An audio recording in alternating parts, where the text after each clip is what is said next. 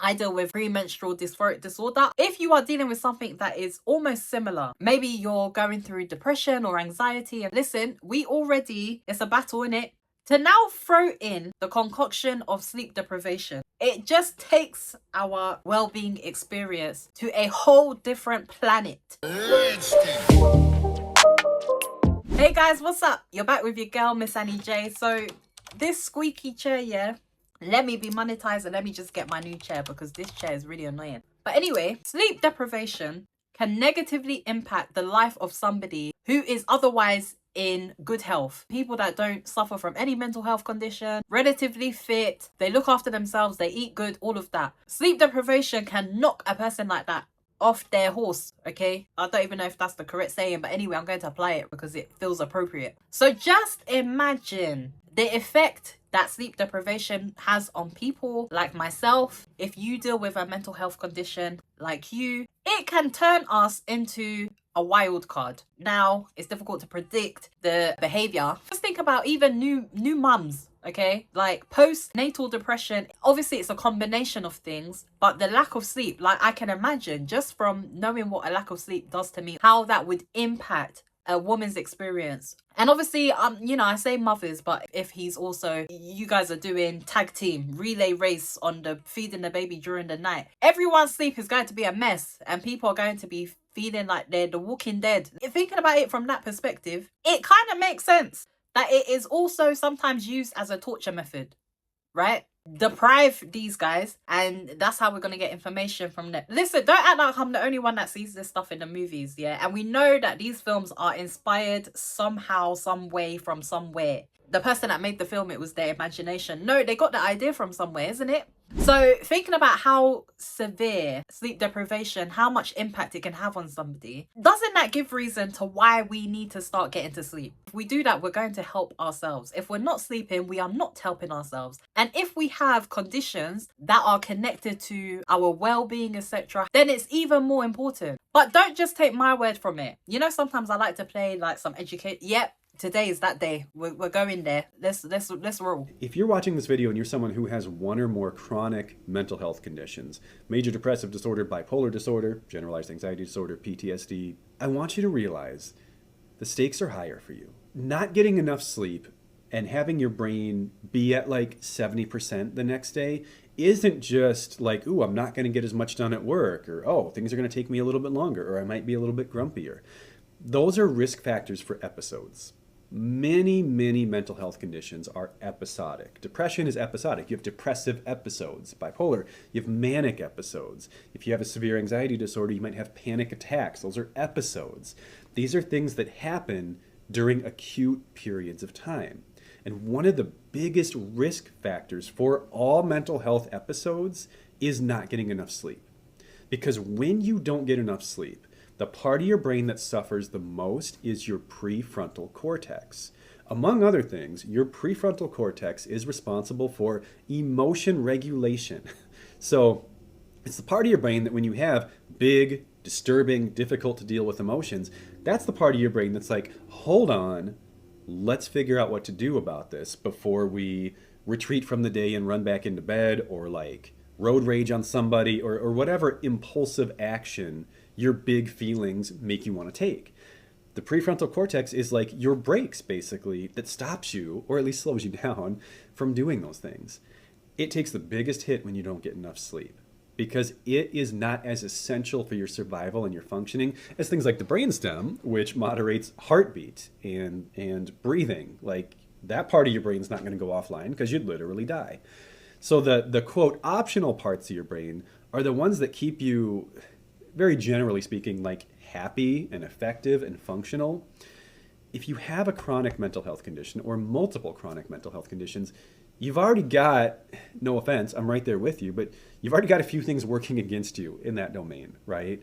So let's stack the deck in your favor as much as possible. And sleep is one of the best ways you can do that. Already, when you're dealing with some type of mental health condition, disorders, etc., it's already a battle, let's be real. And then to now also be dealing with a lack of sleep, in addition, I think he said the prefrontal cortex, which is responsible for like emotional regulation. If we can have more control in regards to the severity with which we're impacted by our conditions, then getting to sleep, I mean, need we say or argue anymore? The thing is, we don't realize. Anyway, you know me, I can go on and go on, but hopefully that has convinced you somewhat so far, and we've still got some ways to go. I might have to split this video into two, but I like to just deliver pang the information, take it away a little bit, and then pang another dose. Anyway, before I continue and I just go on because you know I can talk, let's go to the next video. Another issue with lack of sleep is the fact that it will shatter your metabolism. The weight gain will appear, increased appetite, and also what I found, like, the longer I'm awake, the more likely I am to be eating beyond times that I would typically eat because I'm awake. Even if you're not doing that, this is another thing that I realized. I was going to the gym, I was eating better, but my weight loss, it was crickets. There was no results. And then I slept the recommended hours more regularly, and it was like the weight started to melt. We're not just taking my word for it. I'm speaking from my experience, but I want the doctors to come and say what they're saying, because when somebody has got their PhD and this and that. When you sleep deprive people, they become insulin resistant. The more insulin resistant a person is, the less they're able to access their stored energy. So higher insulin resistance means greater difficulty accessing stored energy. So if you wake up, you have successive days of poor sleep and you're becoming somewhat insulin resistant, you're gonna want to eat more because you're not able to access your own natural stores of fat, which is where we want to go for energy. If you look at one experiment that was done out of the University of Chicago, they took healthy subjects, young subjects, and sleep deprived them for somewhere between 10 and 14 days. And they only let them sleep 4 hours a night. In that 10 to 14-day period of time, their insulin resistance was worsened by 50%. So I think sleep restriction and unhealthy sleep is a very underappreciated cause of metabolic health and weight gain. While I will completely acknowledge that different people have a different necessity or requirement for how much they sleep, I still think that many people underestimate how much they need.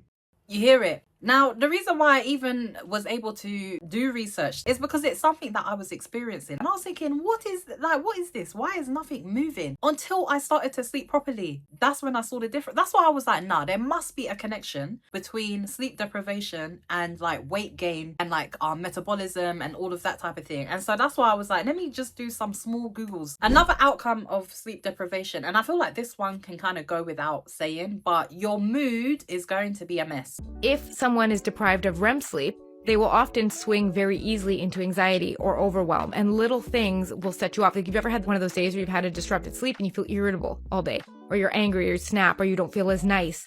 This is literally because the part of the brain that is responsible for our emotional stability is affected when we don't have REM sleep. Alcohol, while it helps you fall asleep, heavily disrupts REM sleep. So what happens is you go into your next day and you are not as easily able to manage the stress and the overwhelm of the day because you lacked the REM sleep. So you get to the end of the day and it was an overwhelming day, so you have a glass of wine and the cycle continues, and your brain never gets caught up on that sleep quality that really enforces emotional well-being. I've only recently, weirdly, found out about REM sleep. I didn't really clock it. If your sleep quality isn't good, your mood is going to be off. You're not going to be happy. You're not going to feel energetic during the day. Like you're probably going to feel a bit drained, irritable, angry. No one knows, but you have just been suffering. Feel good emotions are just like, see ya. That isn't what we want at all. Okay, so to continue, we lower our immune system. It's almost like we invite sicknesses. Our immune system is shattered, fractured. And so now our health is also haphazard. Without good sleep, your body makes fewer cytokines. Among other things, cytokines fight off inflammation and infection and help regulate your sleep. Fewer antibodies and cytokines give you less ammunition to battle the cold or flu. Simple.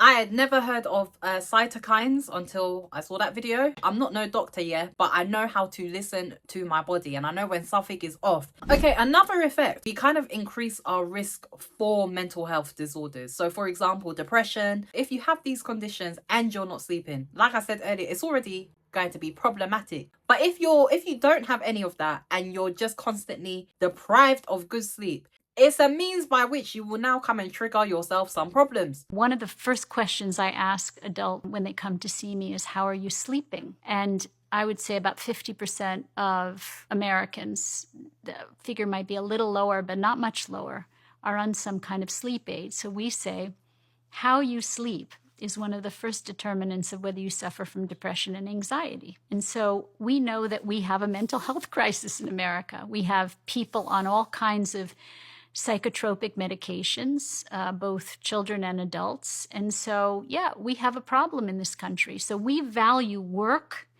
and career success and materialism over community, relational success, and connection. So in a nutshell, America is suffering, but also in the UK, we are also suffering. We all know people, even it could be yourself, who work like there is no tomorrow. Like these people are up during the night, responding to emails, all of that type of thing. Their sleep will consistently take a hit. If your job is stressing you and then now you're also not sleeping, you know? Sleep loss, it will trigger other problems. Now we've looked at its effect on our metabolic system, our mood. It can affect our immune system and cause us to be getting sick. And now how it can also be a trigger for us developing mental health conditions. Now, if that is not enough to convince you there's more.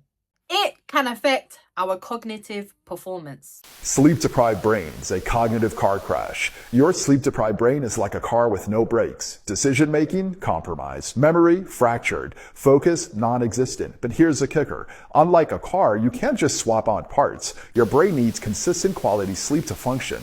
Ready to put your cognitive health in the fast lane? Prioritize those 8 hours. Your brain will thank you. Read the caption below for more and share with those you care about most. All I heard in that, we're like a car crash waiting to happen. It affects our attentiveness, our memory, our decision making, our reaction time. Like, guys, we need to get sleep.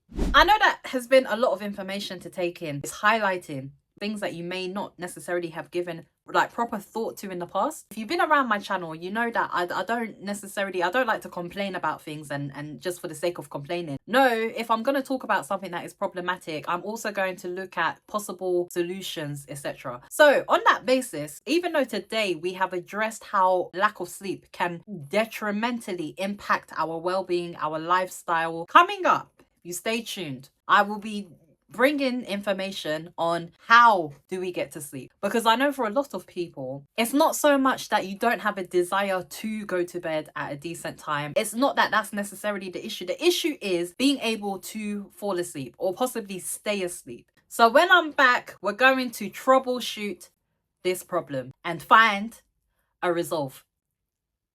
It's a bright new day. You're here with your girl, Miss Annie J. I'm gonna give them what they want, cause I came to slay. And nothing's ever gonna take my joy away. I'm about that life.